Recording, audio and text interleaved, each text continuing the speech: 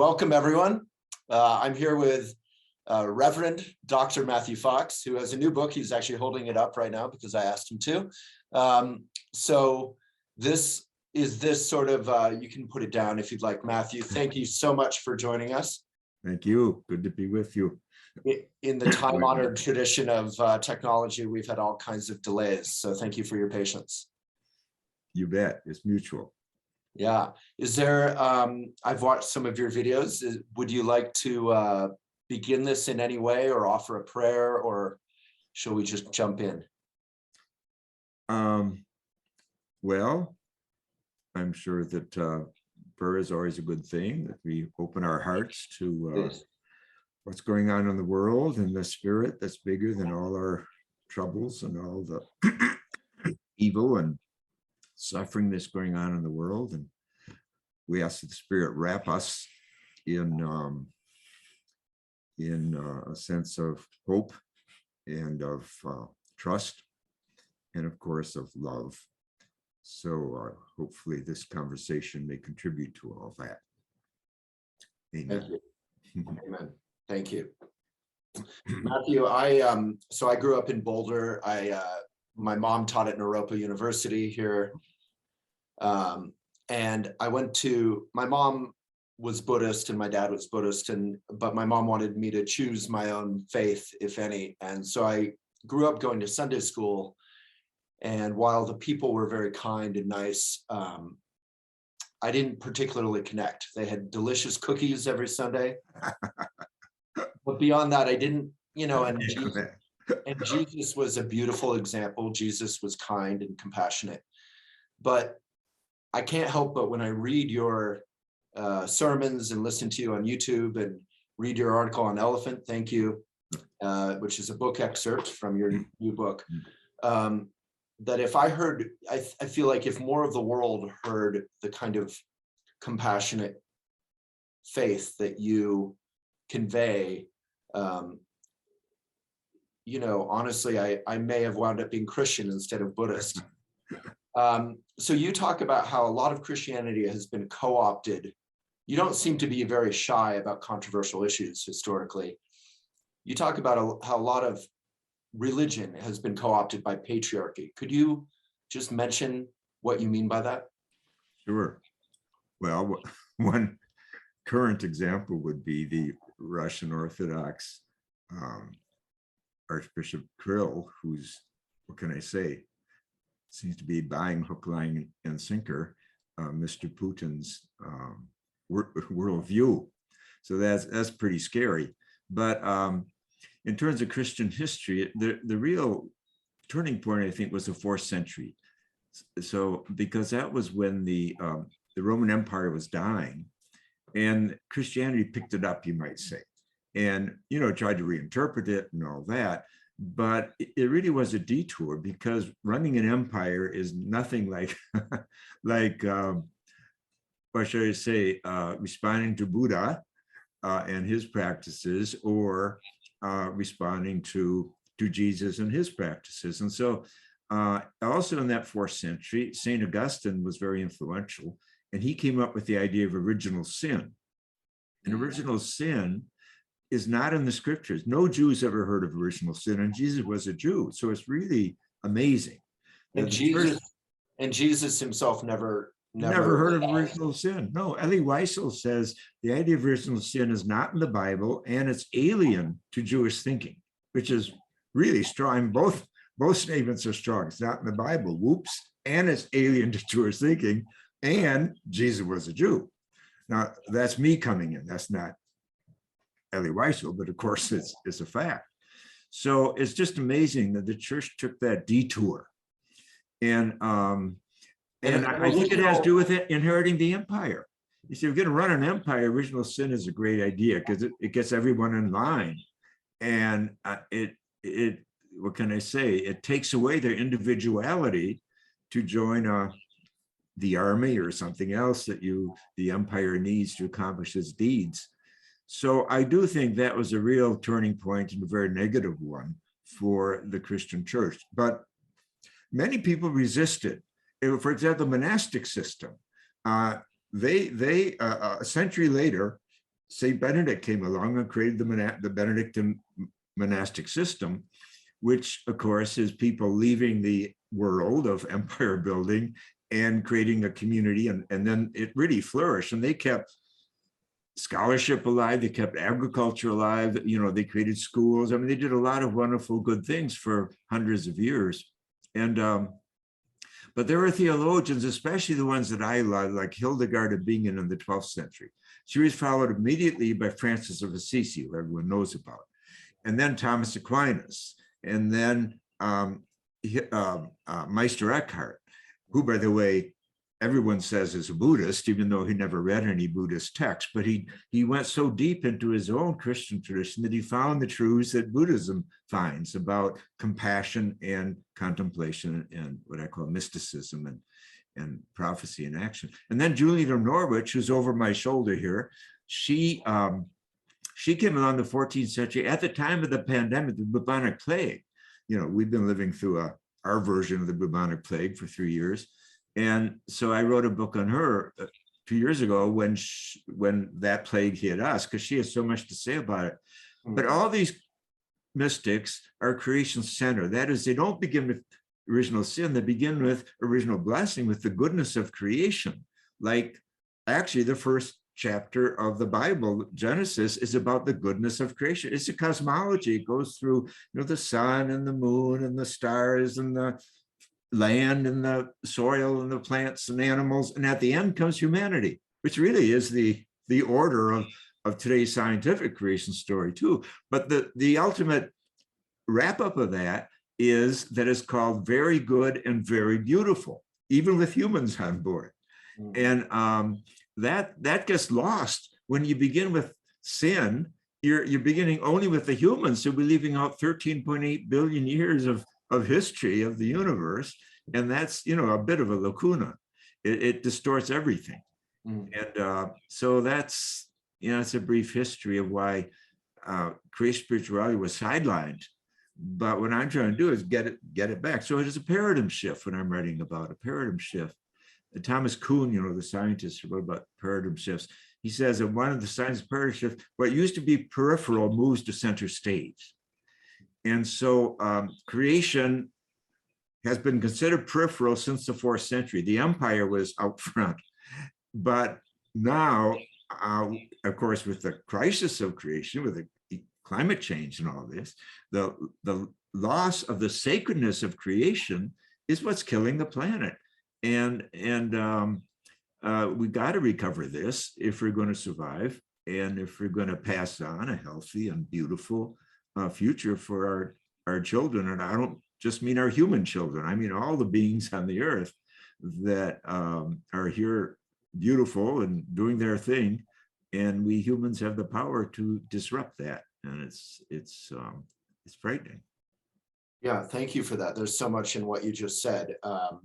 I was reading sort of your notorious history, and the church actually, or Ratzinger, the future Pope, Cardinal at the time, actually condemned you, which is so ironic, for talking about original blessing instead of original sin. So what you just said may sound nice and refreshing to me and to elephant readers, but is actually incredibly controversial, apparently. Yes, I wrote, one of my books is called Original Blessing, and it blew the roof off the Vatican when Pope John Paul II was Pope, and Ratzinger was his hatchet man running a new Inquisition. And when it was translated into Polish, I said to myself naively, oh, good, now the Polish Pope will get it. But no, he didn't get it. Or maybe he did, and he resisted it. But yeah, I mean, I was amazed. I really was. I was naive, but how invested they are in original sin.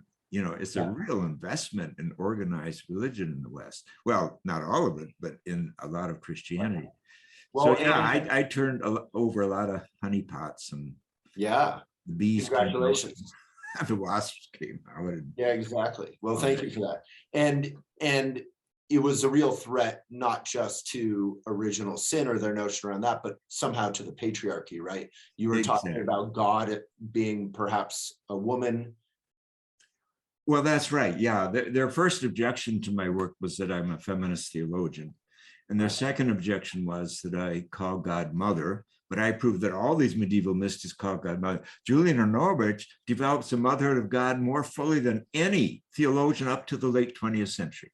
Right. And she's 14th century, and she lived through a pandemic. So yeah, there's an investment. All fundamentalism in Christianity is about a punitive Father God. Right. A punitive Father God. And the idea of the divine feminine having equal balance with a healthy masculine, not a unhealthy masculine, like we're observing in authoritarianism spreading around the world today. That is frightening, as you say, a very great threat to that system. And yeah, so and then only in the third place came that I prefer original sin, or original blessing to original sin. So for me, that whole objection, my work is a Rorschach test of how the Vatican was thinking back then. Now, this new Pope Francis is, of course, of another ilk, and he's not. In fact, he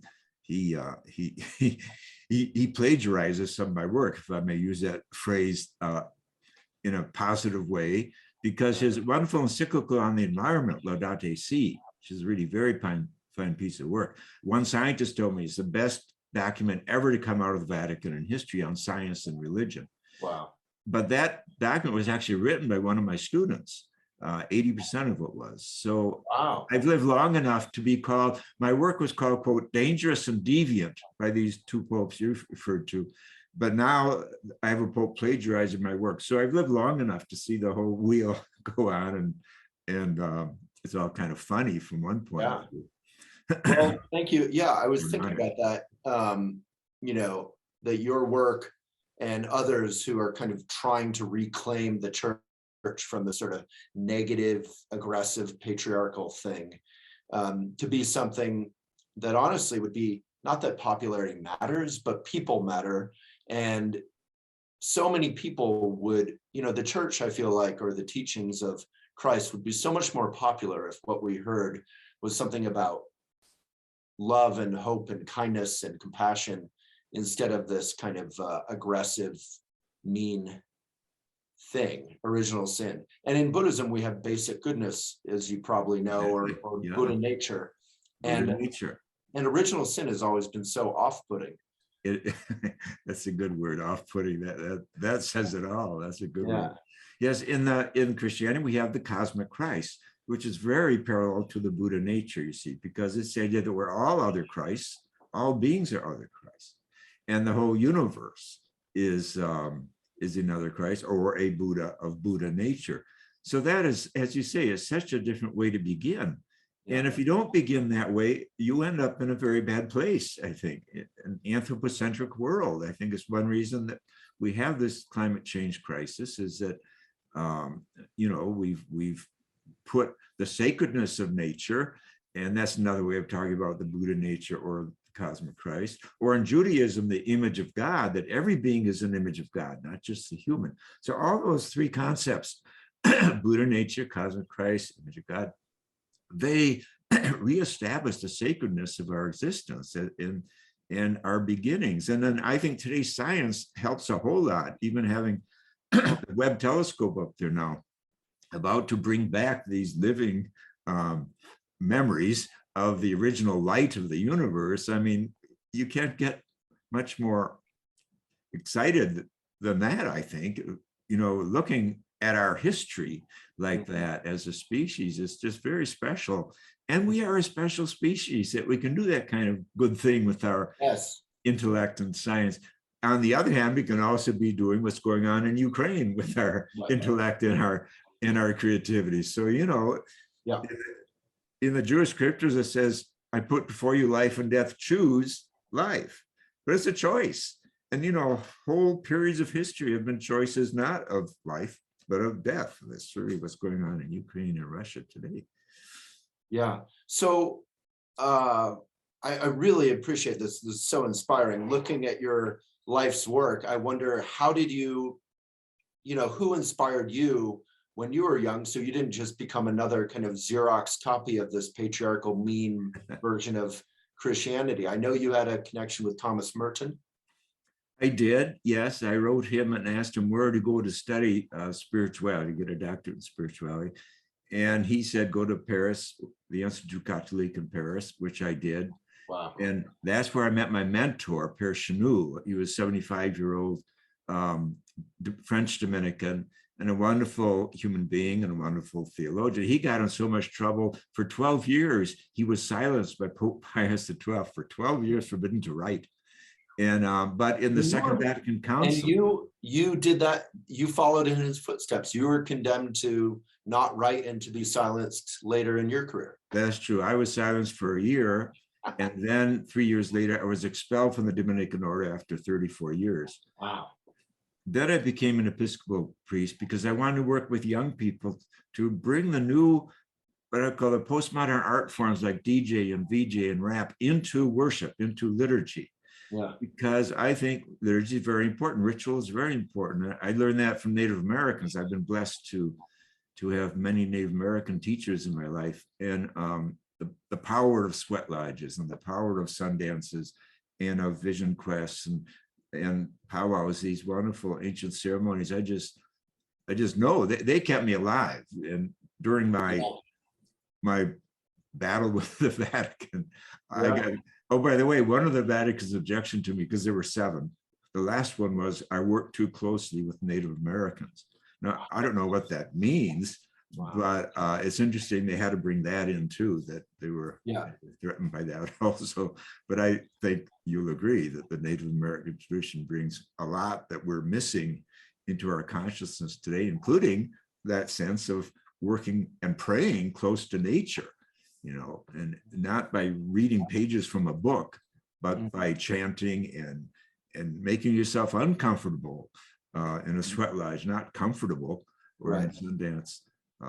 So there's so much wisdom there. That's what's so wonderful about our time, you know, that we can gather all the wisdom of the world traditions, whether it's Buddhism or indigenous or Christianity or Judaism or Hinduism. I mean, this is a special moment in history, and we have to, I call that kind of shake down the religions to get their essences. There's not time for basilicas on our back. I say we have to travel with backpacks on our back, with spiritual backpacks. We have to be, because we have to be fluid in our spiritual practices, because there's so much work that has to be done. We have to reinvent economics and politics and religion and education, especially. And I've worked a lot in the field of education because early I sensed that you can't teach spirituality in a Western model of academia. It's too left brain, it's too rational. And as you know, the right hemisphere of the brain is much more intuitive, and it has its own practices, its own ways of learning. So in all my programs where I design educational models, I bring in what I call art as meditation. So we do painting as meditation, or dance as meditation, or clay as meditation, or poetry, and so on, to balance that left brain. We also have the left brain work, the seminars and the reading, the writing papers and the debates, but that right brain has been ignored. And, you know, Einstein said, quote, "I abhor American education," unquote. Why did he say that? And he was at Princeton, because he says it ignores what he called the intuitive brain, which is where values come from. He said, values don't come from the rational brain. I love to quote Einstein on this because you can't call him anti-intellectual, but the values, he says, the rational brain gives us method, but not values. The values come from intuition or deep feeling, he says, which are the same thing. So that, and of course, in a monastic experience, that's what's developed, is that intuitive brain, you know, but it's ignored in our modern version of education. So I'm very big on that. We're not going to change our culture without changing our modes of education, and to educate the whole person and all the chakras. The heart chakra is in the body. It's not up in the left brain. Right. Yeah, thank you for that. I was going to, coming into this conversation, I was going to ask you where you got all your energy and inspiration and joy, but it's clear that if you're willing to learn from women and indigenous cultures and other religions and mentors who are troublemakers. And I mean, it's just obvious. There's so much opportunity and joy on your path. It's just. Well, I've been blessed. I've been Yeah. blessed with meeting many people and my generation, you know. For example, I remember when I first read Mary Daly's book, Beyond God the Father. It would have been the early 70s, and I was teaching in a women's college at the time. I called her up on the phone and said, she was in Boston. I never met her, heard of her before, but I said, your book is so important. It's so powerful. I said, your book makes Karl Marx look like a pansy. And there's this long pause. And then she said, oh, thank you very much. And when I met her later, she was a tiger. You know, she was a real tiger. And she was a Catholic, and she fought the church on women's issues. Wow. To the last minute. But it was a perfect thing to tell her, you know. But it was just spontaneous on my part that, you know, when I was in Europe, you know, people were studying Marx. And of course, I learned things from him too. But I felt the feminist movements, this had been in 1972, I think, was more radical because it was talking about language and pronouns and deconstructing the punitive father God, you see. So and then, you know, I hired Rosemary Ruther, who was a well-known Catholic feminist theologian, got in a lot of trouble. She taught with us. And so I've just been blessed to have these movements going on in my lifetime and been able to be nurtured by them, as you'd say. And of course, the Second Vatican Council had just ended when I landed in Paris in 1967. So that was a complete, what should I say, turnaround for the Catholic Church. And from that, of course, the liberation theology movement in South America became very strong. And that was in Père Chanou, my mentor, who named the creation spiritual tradition for me in Paris. He was very influential in liberation theology, that whole movement too. So yeah, for those, so for those who don't know, what is creation spirituality? Well, again, the word creation is right up front because it begins with the universe. It begins with the cosmos. It begins with, and so science is very important. Because science, you know, it's their job to tell us how we got here, isn't it? And now again, in our lifetimes, they've uncovered so much about this 13.8 billion year journey, including just 2 summers ago, that, hey, the universe is 2 trillion galaxies big, 2 trillion, each with hundreds of billions of stars. You know, a star is a big thing. Our star, the sun, can hold 100 million Earths, you know? So if this stuff doesn't hit you in the head and start burning in you, you know, you're already dead. Yeah. And yet, are we telling our young people this stuff? Are we telling them this wonderful journey we're on? Yeah. And why can't we put our troubles as a species into context? No matter how much Russia might hate Ukraine or what have you, let's step back. And of course, the astronauts and cosmonauts have said this too, by leaving the Earth and looking back, they all came back mystics, didn't know what to do with it. Most of them, there was no spiritual director at NASA to you know, talk them down. But the point is, when you see the whole thing, and we can all see the whole thing these days from pictures in Voyager 1 or anything, then the context, our Earth is special, and all the species are special on Earth, including ourselves. We're the most troublesome, we're the most dangerous. But anyway, creation spirituality begins with creation, not the human. And it puts the human then in the context of the larger picture. And it's all sacred. And it has this feminine side. In the Bible, the wisdom tradition of the Bible is feminine. Wisdom is chokmah in Hebrew, is feminine, but she's feminine around the world. Kuan Yin is over my shoulder here, and she's wisdom in the East, and so forth.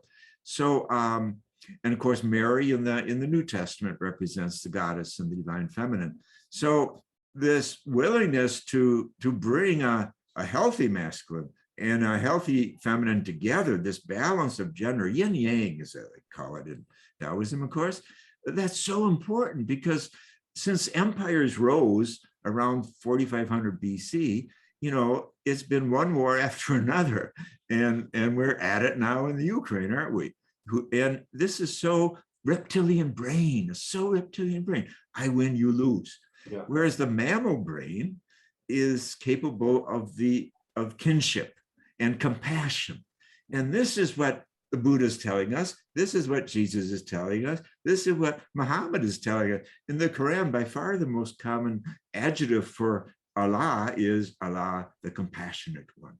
So all these great traditions are telling us we're capable of compassion. Yeah, we can go to war, but hey, there's this other path too. And it's much more fun and delightful and helpful. And why not try that for a change, you know? Mm. And so the great spiritual tradition, and then these great mystics I alluded to in the Middle Ages, they really blew it wide open. Thomas Aquinas says, the most excellent thing in the universe is not the human. The most excellent thing in the universe is the universe itself. I mean, that just invites us away from our narcissism, what Pope Francis calls it narcissism, into a bigger world. And I think that's our hope. So, and of course, it's ecumenical because no culture, no religion, there's no such thing as a Roman Catholic rainforest and a Buddhist ocean and a Baptist sun and a Lutheran moon. So when we put creation first, then we can step back and celebrate the diversity of our traditions and look for the wisdom in each and what do we all agree on. That's what we should be doing between religions instead of fighting wars and backing empires. Supporting empires. So many of people of any age, any generation right now feel, you know, many of my own friends who are intelligent and wonderful people feel incredibly nihilistic about both humanity. In a funny way, they're buying into original sin because they look at the world of Putin and war and climate crisis. So what you're saying feels like it gives us hope. I always say, you know, nihilism is giving up. It's too easy. Like human beings are capable of being kind and community is joyful, and we can actually heal our relationship to the world. That's why I'm vegan and zero waste. And, you know, I bicycle around town. I don't have a car, but, you know, we also have to be activists on a bigger scale and vote and participate in the world.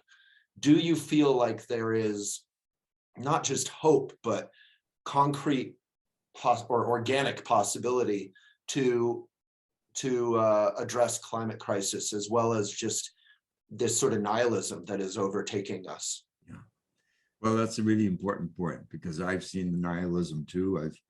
I've been with people who have literally given up. They have a club, and it's like a church. Every month they get together to talk about how they're living their lives irrespective of what happens. They're not doing anything to change things and so forth.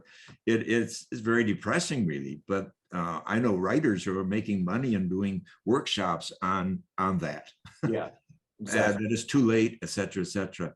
But this is where the real essence of religions or spiritual traditions have to kick in gear and you know, get real. And that's what I say, strip down. You know, we don't need all the paraphernalia that religion brings. We have to, and like you said, we have to make commitments, walk the talk, and make allies and find allies.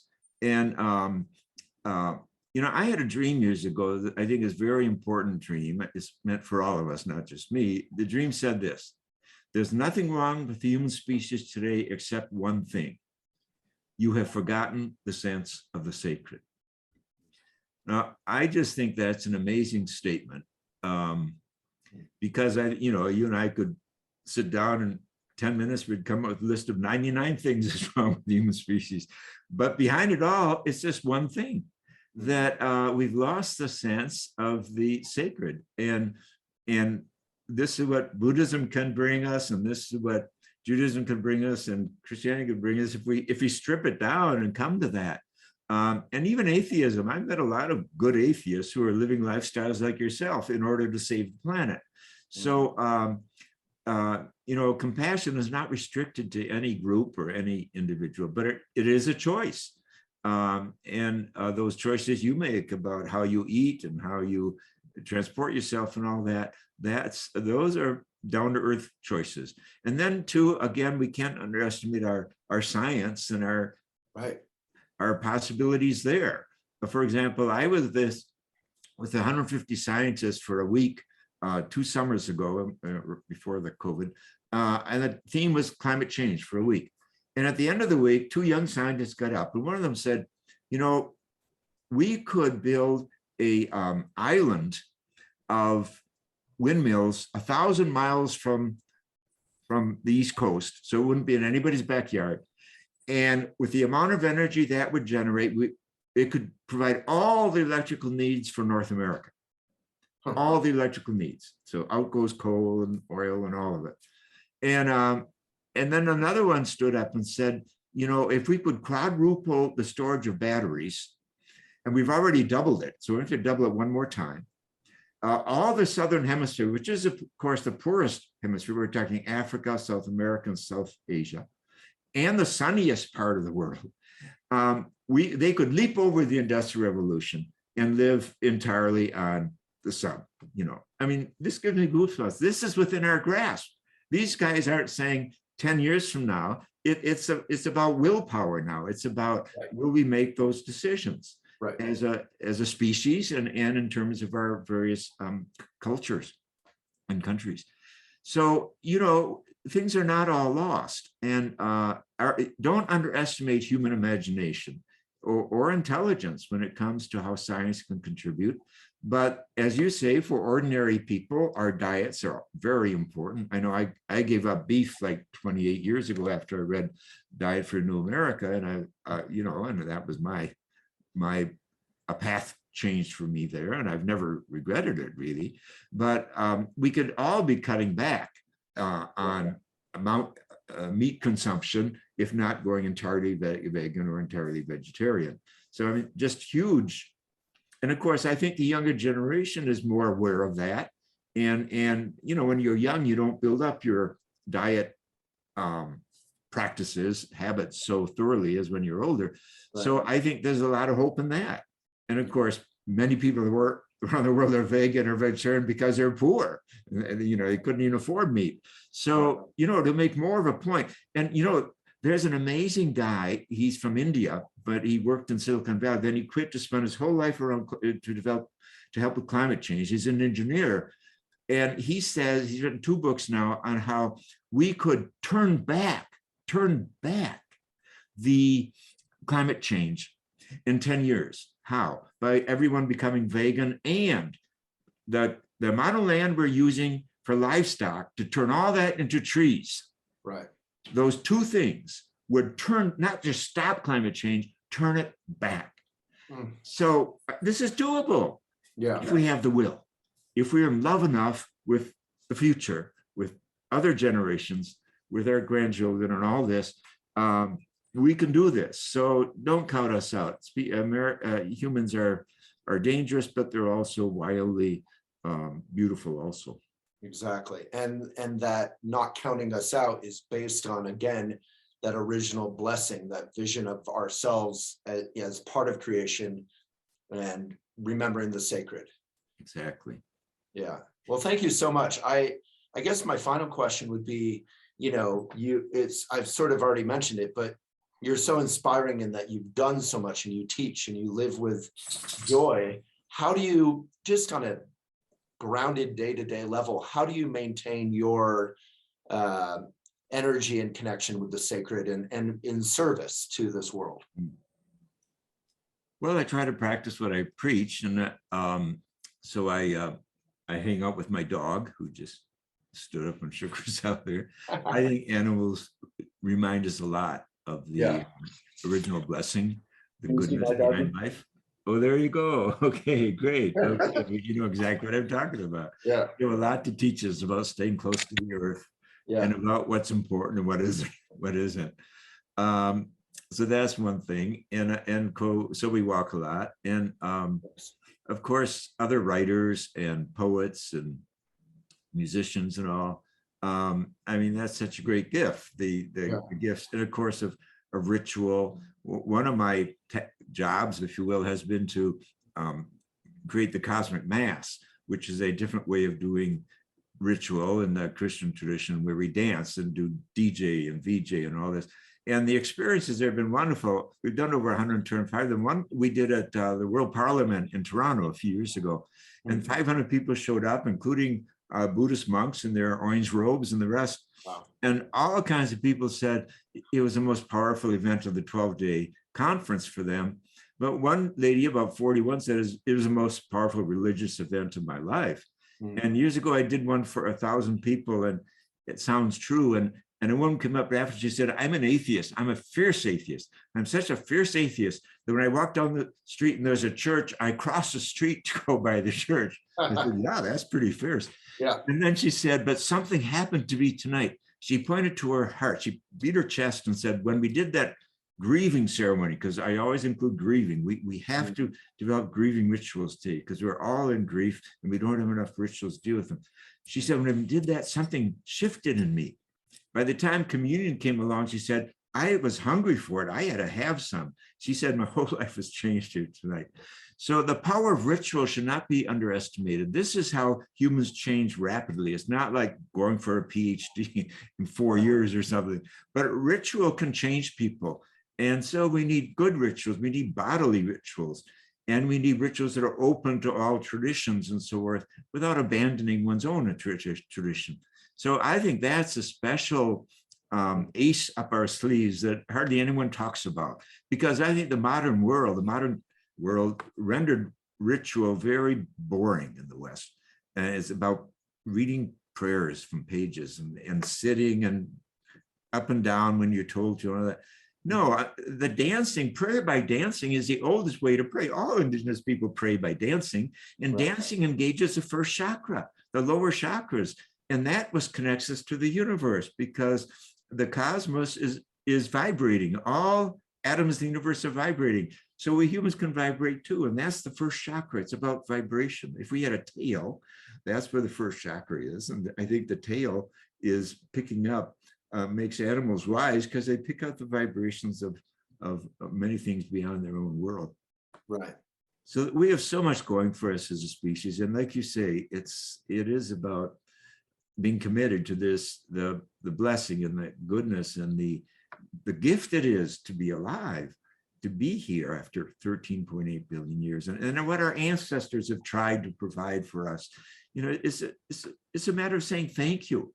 Thomas Aquinas says the essence of religion, true religion, is supreme gratefulness and thank you.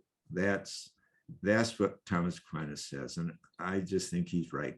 We're either grateful for being here, or we're feeling self-pity and exhaustion and nihilism, just what you're naming there. It's one or the other. Meister Eckhart says, if the only prayer when you say your whole life is thank you, that would suffice. Yeah. So I think that's what we got to get back to, the gratitude. Are we grateful to be here or not? Yeah. And if we are, well, we got to change some of the ways we operate. Yeah, I used to work when I was a college kid at Shambhala Publications. Oh, sure. You're in Boulder, of course. Yeah. Yeah. Well, I actually worked there in Boston when they were there, but they're back here. They're good friends of Elton. And yeah, if you ever come out to Boulder, you can meet them and meet with Elephant, and we can. I would love to take you out to a vegan brunch or lunch. Well, I would enjoy that, and I have something in common with your mother, because we were in a relationship with the Rope Institute for 7 years. We created a master's program within my program in Oakland. Yeah. With these, so I would frequently visit Boulder in her school, of course. Yeah. Yeah. And I grew up with Trungpa Rinpoche. He hosted all these interfaith dialogues. Yeah. Oh, he was ahead of his time. He was a buddy to Thomas Merton too. Yeah, exactly. Yeah. Merton's an idol of mine, and should be an idol of all of ours. He was fantastic. I'm glad. Yeah. So I was actually going to ask you if there's a simple ritual all of us could practice that would connect not only with sacredness, but mindfulness. There's so much distraction and entertainment and kind of capitalism and colonialist kind of greed going on and aggression, but then also the grief that you mentioned following COVID with 1 million dead just in the US alone. But I think you already said it, the Meister Eckhart, if the only prayer we ever offer is thank you, that is enough. That's what he said. Yeah. So He was a Dominican too. what's And that?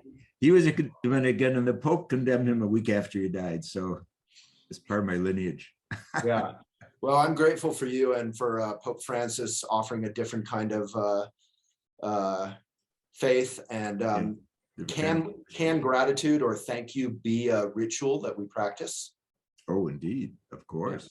You know, it just, when you go to bed at night, you know, ask yourself, what are you grateful for that day, and what did you contribute to other people's gratitude? You know, and then look forward to tomorrow. Oh, I love that. That's Yeah, at Elephant, our slogan is "May it be of benefit," and so that can be our ritual that anyone who watches this, please practice, and I'll join in. Yeah, Matthew, thank you so much. It's such a joy. I've known about you for decades, and it's a joy to finally connect. Well, I really enjoyed our conversation, and I appreciate your own journey through by the very questions you ask. And so carry on. Will do. And you've inspired me and many of us to carry on. And come to Boulder. We'll get that lunch. Look forward to it. Okay. Matthew Fox, and maybe you could hold up your book again. Thank you so much. Oh, sure. So this is your latest book. I think you've written 37 books. Yeah, this is a collection of my previous books. It's kind of excerpts from my previous books, part of a series called Modern Spiritual Master Series. So this publisher Orbis has done it with Thich Nhat Hanh and Henry O'Connor and all kinds of fun people. So I'm honored to be in these company. And of course, I just want to say a word too, because you are Buddhist, about Thich Nhat Hanh. What a beautiful soul he was. I met him on a couple occasions. We had a very interesting exchange on one occasion when he told me that the Vatican had called him the Antichrist. He was sitting next to me at the time in a circle of his monks, and I was on his left. And I said, I wouldn't worry about that. I've read both of your books on Christ, and you know more about Christ than they do. And with that, he started tapping me on my right leg, and he didn't stop. He kept tapping me.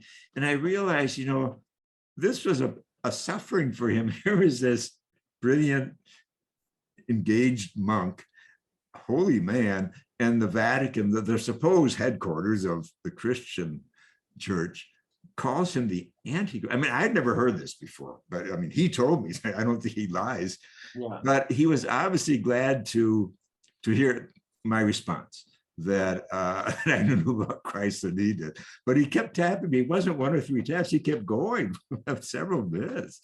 And so we had that very personal exchange at one point. But he was the real thing, if you want to talk about holiness and all the rest. And of course, I have good friends who lived with him in Plum Village and have been deeply influenced by him. One friend was a nun with him for 25 years, and then she left, and she's marrying a good friend of mine now. But anyway, I just want to put a shout in for some of the great souls, and of course the Dalai Lama, that Buddhism has shared with us in our lifetimes, you know, that we're walking the earth with a lot of holy and beautiful beings. And that puts an end to nihilism too. Exactly. Well said. Thank you for sharing that. You bet. All right. Matthew Fox, thank you so much. You bet.